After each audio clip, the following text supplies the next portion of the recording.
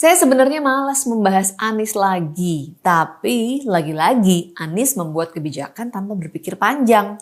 Nanti kalau banyak yang protes, baru deh diubah kebijakannya. Puyeng kan? Sebenarnya kita sih maklum ya, masa jabatan Anies tinggal sebentar lagi. Sementara anggaran sudah habis.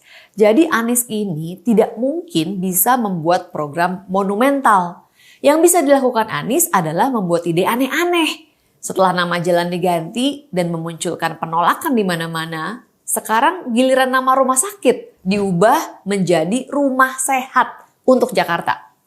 Yang aneh dalam kebijakan ini MUI ikut tanda tangan. Ini aneh ya kalau menurut saya. Karena kalau Ikatan Bidan atau IDI ya masih masuk akal untuk ikut tanda tangan di situ.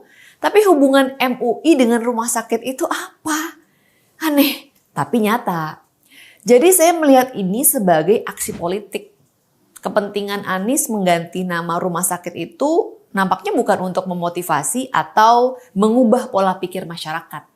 Melainkan semata-mata untuk panggung pencitraan agar namanya terus disebut oleh media.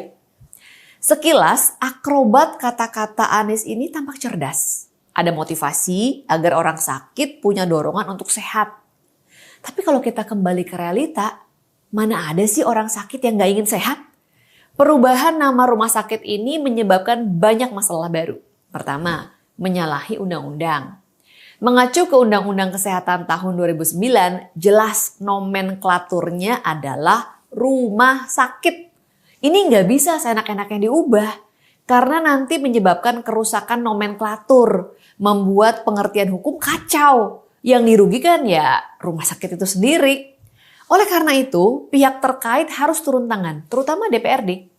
Minimal Anies perlu dipanggil karena menyebabkan kegaduhan.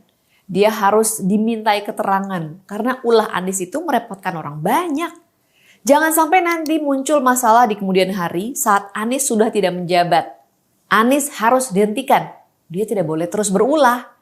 Sudah terlalu banyak kerusakan yang ditimbulkannya di Jakarta. Mestinya di akhir masa jabatannya, dia membuat kesan yang baik, bukan berbuat semau-maunya. Persoalan kedua, Anies mengacaukan istilah rumah sehat. Istilah ini sudah dipakai untuk menyebut rumah yang memperhatikan aspek kesehatan. Jadi, benar-benar rumah dalam arti secara umum, rumah yang terawat kebersihannya. Rumah sehat merupakan tempat untuk menumbuhkan kehidupan sehat secara fisik, mental, dan sosial. Yang dirusak Anies adalah struktur ilmu pengetahuan. Dia sih enak asal ganti nama. Tapi di kemudian hari akan muncul kerancuan di tengah masyarakat. Yang dirugikan ya masyarakat juga. Ketiga, penyebutan rumah sakit masih dipakai di seluruh Indonesia. Akan sangat rancu jika Jakarta memberikan nama yang beda sendiri. Itu berarti Anies telah mengacaukan keseragaman. Dan ini akan berdampak luas. Mestinya Anies meminta pertimbangan ahli bahasa dan Kemenkes. Jangan membuat kebijakan sepihak. Karena Anies hanya kepala daerah. Kewenangannya itu terbatas.